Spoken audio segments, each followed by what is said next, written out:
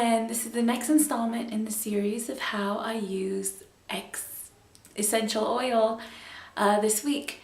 So this week I've chosen peppermint.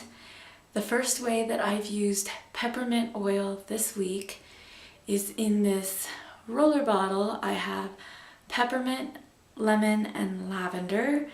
I like to use this throughout the spring and summer. It just helps support my body, plus it smells amazing. I love putting a little bit behind my ears or the back of my neck like perfume. It smells really good. The next way that I'm using peppermint essential oil is I'm making up my own diffuser blend with peppermint, lime, and orange. This is a good wake me up blend.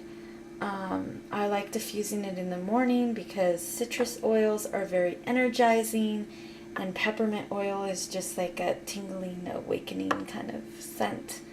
And so yeah, it's one of my favorite. So here I have my bottles. I'm putting 1 drop peppermint.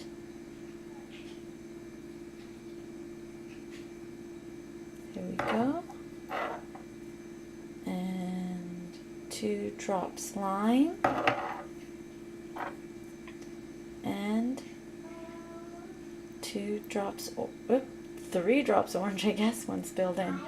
So that's a total of 6 drops in my diffuser. The next way that I'm using peppermint oil is in my handy dandy bug spray. If you saw last week's video on cedarwood oil, you would see that I talked about this.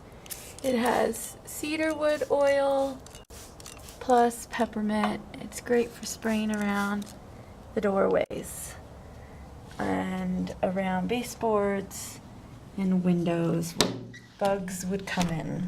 It's a great deterrent, so I just have it in this glass spray bottle. I think I only put 5 drops of each oil, and this is a 16-ounce spray bottle.